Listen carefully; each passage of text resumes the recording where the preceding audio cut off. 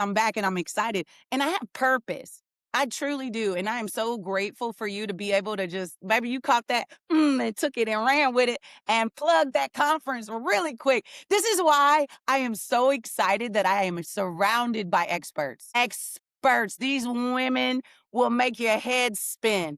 And today I have one of the ones, baby. One of the ones. Oh my gosh. Thank you so much, Robert, for letting me turn you into CBS, NBC, Netflix, and Hulu today. I appreciate you so much. This is a broadcasting network, ladies and gentlemen, and I've created it on social media. And I'm really excited because now that I have the ability to broadcast live with all of my friends in homeschooling, I'm going to bring you guys one every single Thursday this month. And this month's first leader, I'm going to let her introduce herself because I don't want to forget anything. Listen, Nicole, I'm going to tell you this one time, Nicole.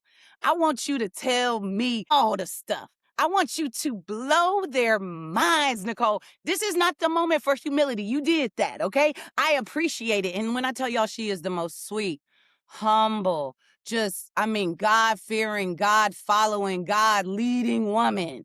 Like she on it. She's on it. Tell them, pop your stuff this morning, ma'am, because my 400,000 views a month, they're going to see this. And I want everyone to hear exactly how hard you've been working and how much you've poured into your family. Because homeschooling moms are not just teachers, right? Like we're not just teaching. So I really appreciate you. I value you. Introduce yourself to the people. Tell them who you are. Pop your stuff. Go from the top to the bottom, baby. Tell us everything. Well, thank you, Kalecia, for having me. So I just like to say that my name is Nicole P. Doyle. I always emphasize the P. That's my maiden name, Phillips. My daddy, I remember when I graduated from college after I was married, he was like, I want to see that Phillips on that diploma. So homage to Mr. Leroy. I am Nicole P. Doyle. I like to say that I am a champion for the parent as educator movement. Of all the things that I feel that are out there, I feel at the end of the day, I say that no one or no entity, no institution can do the work of what can happen in the family. So I don't care, no matter what, we find amazing programs, we have amazing ministry, and we have all those things, but so much of this work starts foundationally with you as a parent. And so I say that one thing about my homeschooling journey, it has ultimately been is my healing journey of myself as an adult and the things that have gone on in my life and in this world so that I can be equipped to pour into my children. And so with that, I'm also the co-founder of the Georgia Black Home Educators Network. And I say co-founder because we founded this with two amazing women, Andrea Hall of Epic Homeschool Network and Michelle Shaw of Eastside Academic Studies and Northeast Independent Preparatory Academy. Right now, we have an amazing board because we've expanded. But that organization of Georgia Black Home Educators, our primary goal is to equip parents as educators. We encourage parents for the long journey. And our last thing that we do is that we energize an ecosystem of supports. So it's not just me, it's not just you, it is also philanthropy, it is community, it is churches, it is academia, it is the financial sector, it is all the pieces that come together. So because a society is only as strong as the young, as how they educate their young. And so that is our main mission. I would like to say the main thing about homeschooling that I tell people all the time is that my homeschooling journey is very interesting because I came to homeschooling being a parent who had a child in the public school and I was struggling. And I remember sitting in a fourth grade PT, one of those parent teacher meetings with a teacher. And we were talking about all the things. And this was my son who's now older. He's 22. And at the time, I did not know that he was ADHD and on the autism spectrum. We just knew we had a lot of difficulties. And this teacher, so kind, so lovely. Miss Masood and Miss Grant, I can't say enough about those teachers at Wadsworth Magnet School for High Achievers. But one of those teachers suggested that I homeschool because he needed extra attention. And at the time, it felt like a failure moment for a moment, but she was really guiding me towards something very kind that she knew I needed to jump in the game. And she gave me that encouragement. And so I've always had greatly revered our public school teachers who try their best and do everything they can in their classrooms. And so from there, I jumped into homeschooling only after a lot of prayer. And I prayed and said, God, you're gonna have to tell me point blank I gotta homeschool. And so I went to my place of solace that day, which was a public library. And on the shelf, as I walked by, they had a display on homeschooling.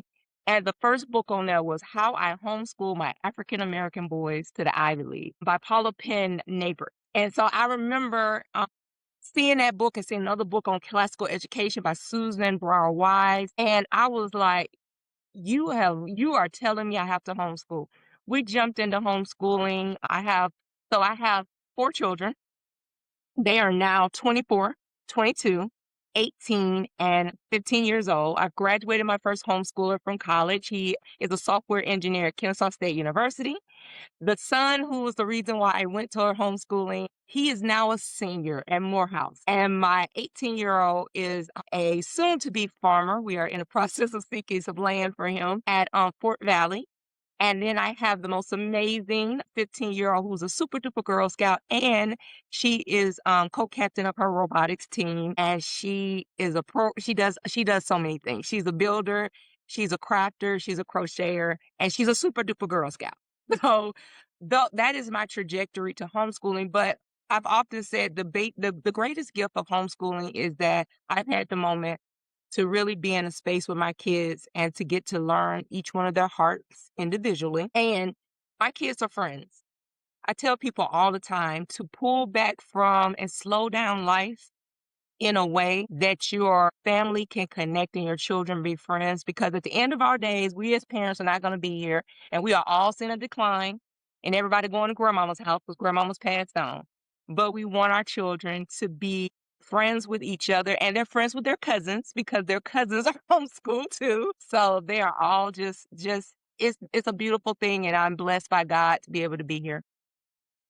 I'm so grateful for you because you say a lot of things that I've been running around telling people, but I'm normally by myself, right? So then when I'm telling people about the joy of homeschooling, they're like, I haven't actually seen that. So yeah, no, I don't got the patience. That's always the thing. Tell me this, because this is a term that I heard you mention, parent as an educator movement. What does that mean? Break that down to me, because I'm a parent, and what does it mean to be as a parent, as an educator? Maybe my kids go to school.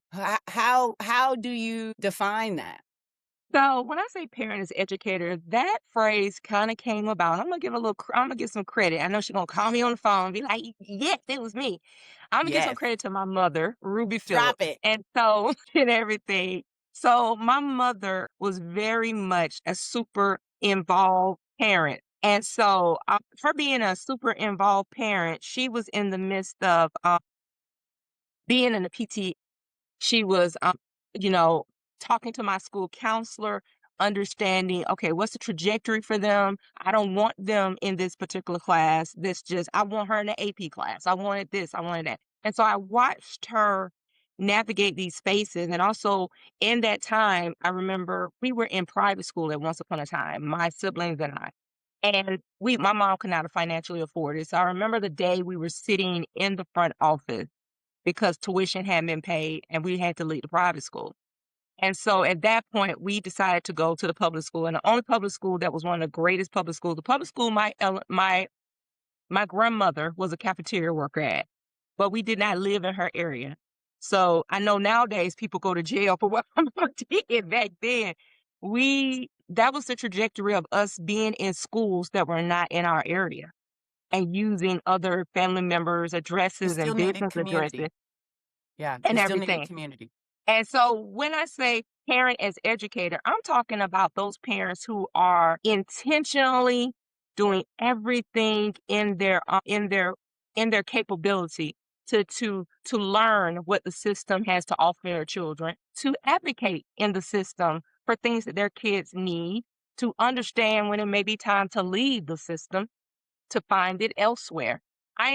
When we say we are champions of the parent as educator movement, we're not just talking about homeschoolers. We're talking about public school, private school, because this will not happen for your child unless you are in the midst being intentional. Does that intentionality mean you have to be an adversary and you have to walk into places with lack of grace and mercy in every space? No. But you will scream as a mama bear when necessary, but you will also understand that a lot of this starts with you. So one of the things you just said was that some parents say, I don't have the patience. A lot, when I say parent as educator, it starts with parents. A lot of the things we have going on ourselves when we say we're going to be parents, it has to do, we just have to start with us. I always say Jesus in therapy is an amazing thing. So, and so I believe in it. And I actually, and as a parent, I've had kids who I've been like, hey, you have a therapist. We have things going on. But this whole journey, it has to start with you. You are not a thermometer for your environment. You are the thermostat. You set the mood, you set the atmosphere. You are doing so many things. And so I often focus on parents to say, let's start with you.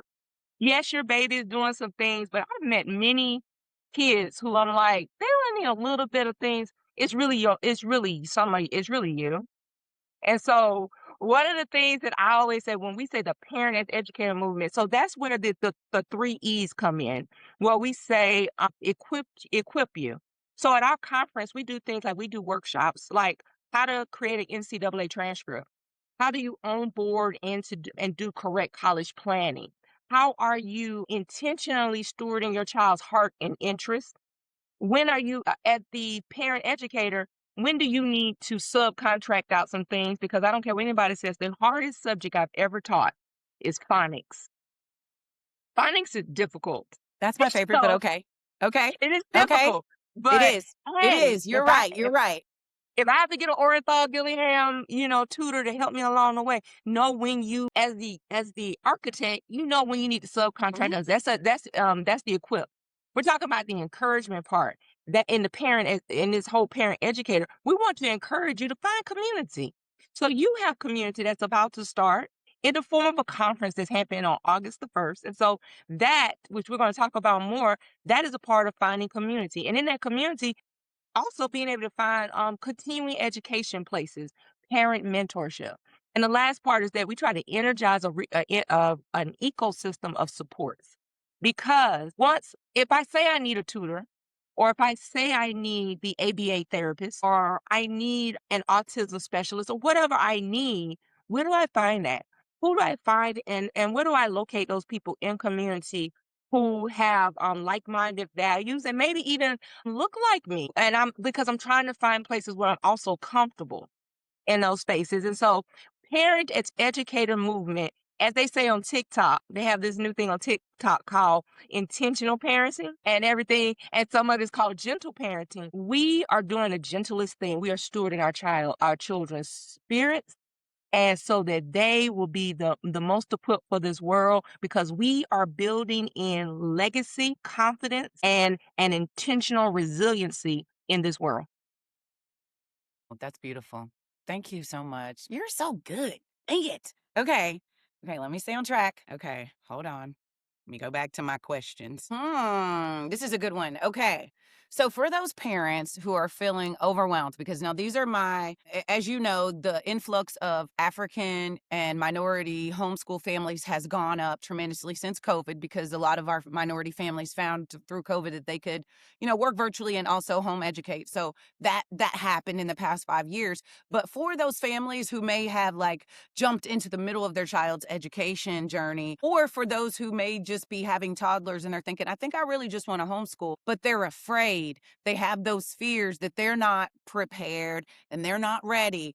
I know you said, okay, find a community. And I know you said, okay, maybe what about the resources? How am I going to get those? Well, we're hosting conferences and meetings. Tell me some other things that you would tell a brand new mom who really feels like new to homeschooling, feels like, what is this? What is your go-to? Because I have a little go-to, right? Like I'll send you a video, I'll send you an email, I got a little go-to. What is your encouragement that you send in the beginning for those new moms? What do you say? It's so interesting because I've had so many moms to ask me this question, and they're looking for all of these outside things. And I tell them that I always bring it back to them. And so I say, when you have littles, the best thing you can do is pick that baby up, put them in your lap and read every single day. I know a lot of people are like, what about the whole curriculum and everything? And I'm like, look, to be honest with you, you're going to get to the curriculum. You're going to figure out the things along the way as far as like, because when I tell you, if you Google, you're going to find all the curriculum in the world. And little side note, some of these curriculum companies, if you ask them for a little sample, because don't get persuaded by a beautiful glitzy curriculum and you get it and your child looking at you like, I don't understand it and I hate it. And so now I'm forced to stick with it because let me tell you, my money follows my school year. So I'm like, girl, we just spent $600 on this. You're gonna do it. And the Right. child hates it. And then they hate homeschooling. And then the relationship is contentious because you're frustrated, I'm frustrated. And then daddy coming home from work, like, why the baby is still doing schoolwork at 5 o'clock at night? And then you like, like, we have all these issues. And so one of the things I often tell people is if you're in the middle of pulling kids, first of all, if you have the littles, we are in a literacy Deficit. crisis. And I know everybody wants to have all the programs for literacy. And I say, put that baby in your lap and read. We need to get back to going to the story times at the library. You need to get back to going to the library and getting 8, 9, 10 books. Yeah. You're the parent. And so the biggest part of this is going to be consistency, just You better consistency. preach. And so let's start there because you're going to be sitting there reading. And here's another thing. People think, oh, but I have a middle schooler or a ninth grader. You need to sit with them and y'all sit together and y'all get back to y'all are reading, group reading together. They're reading out loud to you. I'm reading out loud to we're reading out loud to each other. And in that, let's start building in some other literacy things. Like let's get back to dictation, where you're reading the sentence and then they have to listen and and write down the sentence from what they hear, placing punctuation and spelling in the correct places. And then that builds on something because then you may notice your spelling is horrible. There's nothing wrong with, because when I pulled my kids out of school, I'm gonna tell you what grades they were. They were about to be seventh grade, fourth grade, second grade, and then Noelle, she came out right after pre-K. And so I had a seventh grader whose spelling was atrocious. So I remember actually, and my at that time, my dad was he didn't like the way he felt with when he was reading. He felt like his reading skills. So he actually ordered Hooked on Phonics for himself. And I remember this is not a pub for Hooked on Phonics, but I remember seeing him trying to get his reading better and doing the Hooked on Phonics. And I said, I have to incorporate phonics with this seventh grader because he was a child that came along doing sight words. And so I had to do that. And so dictation of him hearing me speak, say the sentences and everything, it also helped me to see that I need to make sure I get some grammar in order. So we started diagramming sentences. There are so many things out there that I feel like people often are looking for a computer program where the child can get on it and do the things. And there's a time and a space for that. But when you are pulling children out of school and you are trying to create intentional connection, you are trying to correct some things. I'm sorry, boo boo, it's you. Yeah. You up at bat. You know what I'm saying? It's you, it's the team. And here's the thing, you may be working, you may have, I don't know any mom who doesn't have right about that, doesn't have a side gig. But here's a space where if you can, because all people in your family are not people who need to be hanging with your kids. But if you can, if you are blessed to have a grandparent or a great aunt or somebody who can sit with your kids to go over additional reading with them, that would be great. That's the number one thing. I would say that. Number two, if you're pulling out older kids from school, you need to take a break. That back to back of them and they were frustrated with school. Let's take a break. Let's take a Yes. break from what we think traditional school looks like. And this is where you can look into things like unschooling a little bit for a moment. And one of the things I'll say with that is that the unschooling a little bit is where we slow down life. We intentionally slow down life. I remember when I pulled my kids out of school. We didn't do school in the traditional sense for 3 months after they got out of school because I pulled them out at a certain point. And and so what we did was we made the library I think every Monday, Wednesday, Friday, we went to the library. So we would literally go to the library, get a set of books, come home, sit in a circle, And let's say we were studying Native Americans, history of the Cherokee. I remember we did the Creek one time. And so I got 5 books on the Creek, and they were at different levels. And we literally sat in a circle and we read, each one of us had a point, and we would read a portion, the next child, next child, next child. The youngest kid had a coloring, something to color about their homes and things like that. And then we would find books where we could be like, let's try to make a corn dish or something. Because we were learning about maize. And then we ended up going in the backyard and trying to plant something. We live here in Georgia, so it just got eaten up. But we tried to plant and do the Three Sisters method with the corn stalk and the Yeah. beans going up it, and and the squash growing underneath the corn stalk. We were doing all because we were scaffolding the things that we were doing.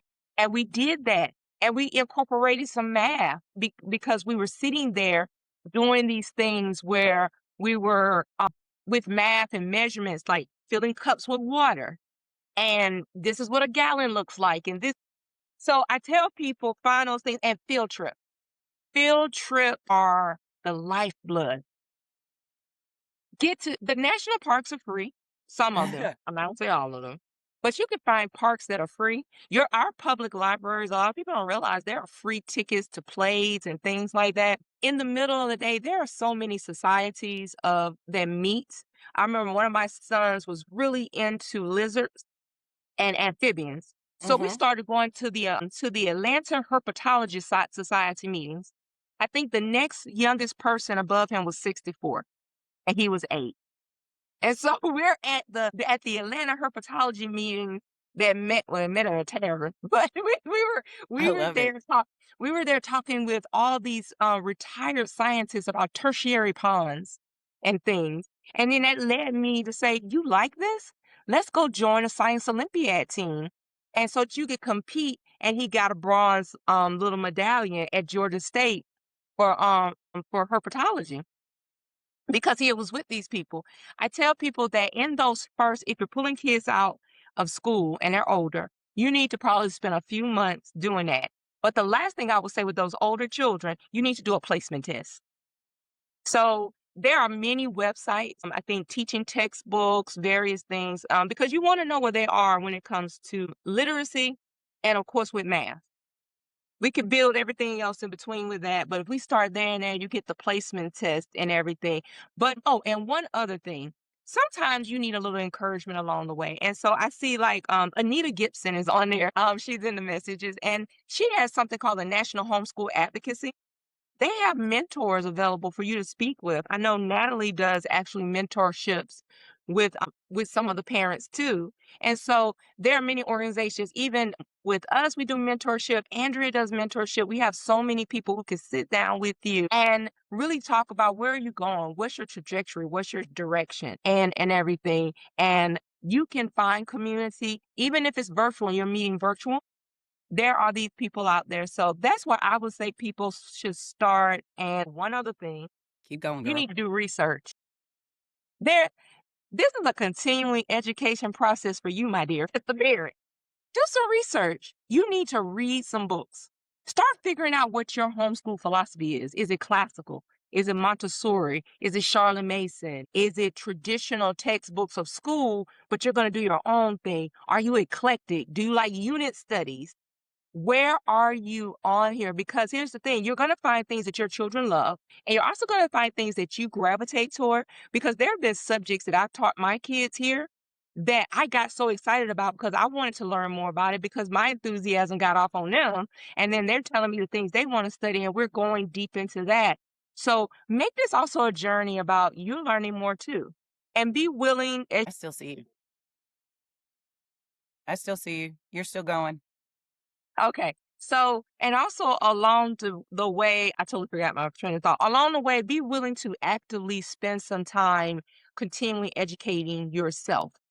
You can attend conferences, you can continue expos. I think there's also coming up soon, there's the Black Family Scholars Teach-In that's coming up.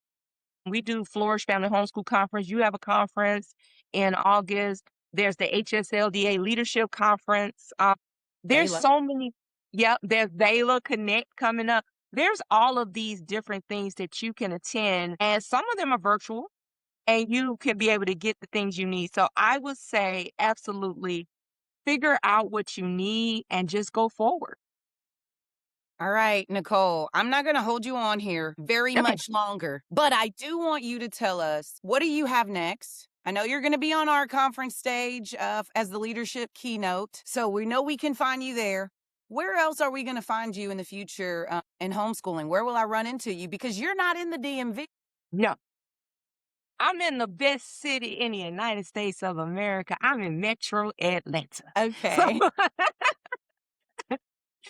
I've had people to say, I can't find homeschool community in my place. I'd be like, girl, move to Atlanta. You're gonna be all Okay. right.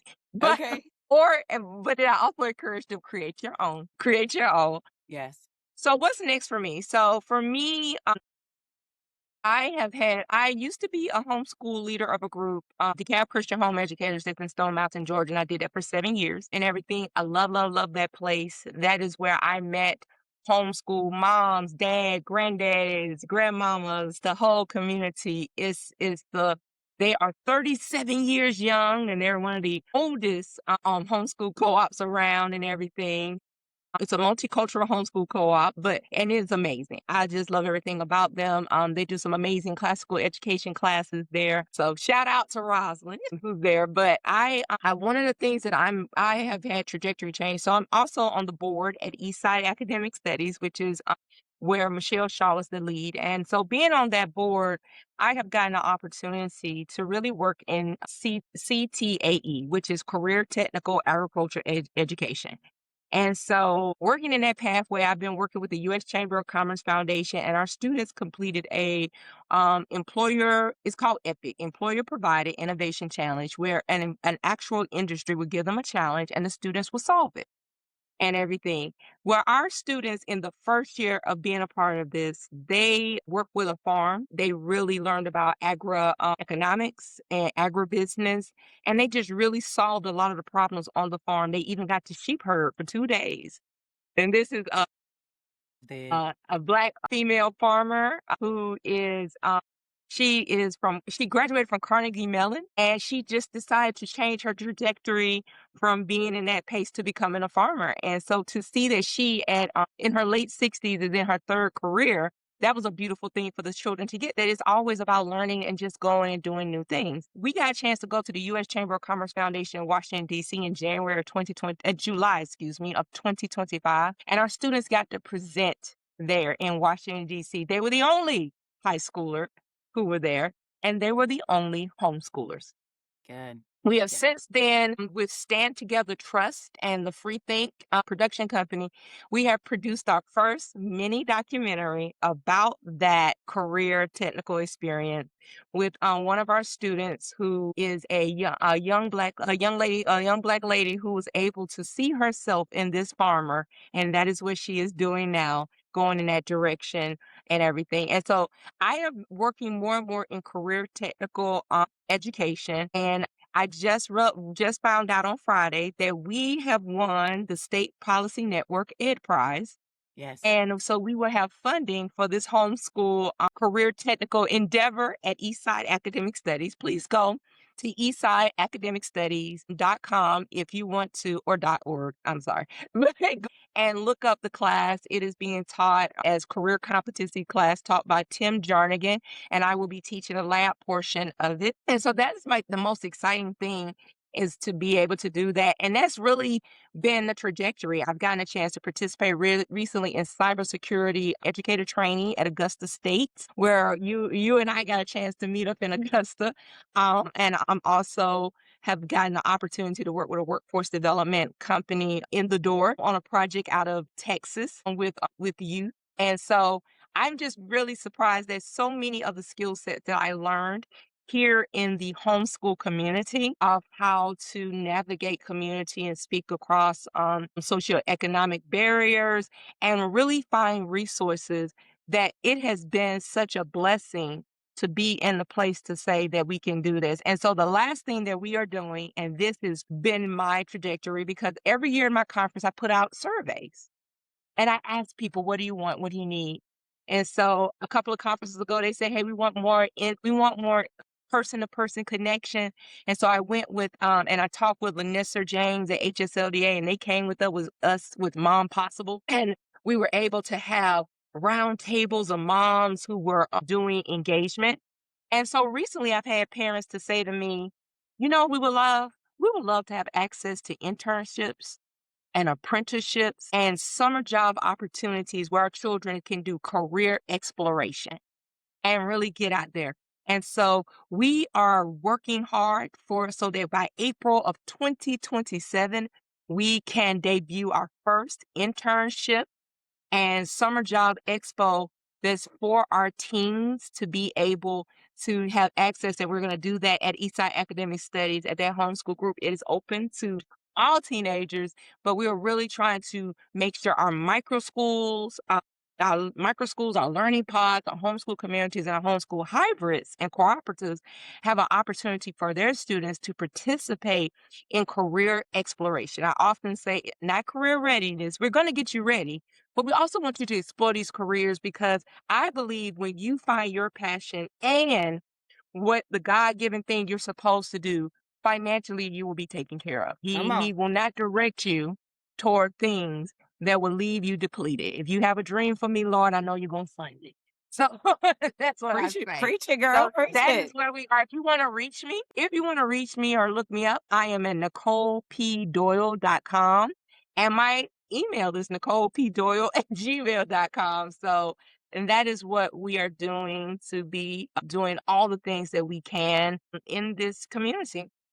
Hey, you guys, I just want to challenge everyone who's watching this to go to YouTube. If you're a YouTube girly and you're like at home cleaning your house and you're looking for some good information, Nicole has got some YouTube videos out there. I've been doing my research personally just to find some ways to share her things that she's done. And there's you can type her name in YouTube and her videos will come up. Same with all of the other leaders that we're bringing. If you want to do some research on these women before they come to the podcast, listen, do it. Their videos are already there. These women have books. These women have gone through every curriculum you could think of already. We already know it, baby. And we've probably already reviewed it. So I'm just really grateful for you. You have so much going on that's just awesome. I moved to Georgia, so I'm here. I'm ready. Tell me where to go, child. Like, I'm ready. So I've heard so many great things. The most beautiful part for me about going to the D was having the community of diverse African families all across the diaspora. You know me, I'm a global schooler, so I like every culture and community, religion and construct. I like it all. Give me the world. And I love the fact that I got to experience that in DC. Now that I am in Georgia, I feel like I'm at home. It feels like, okay, this is where I'm at. Okay, so I'm really grateful for you challenging us to come to Georgia.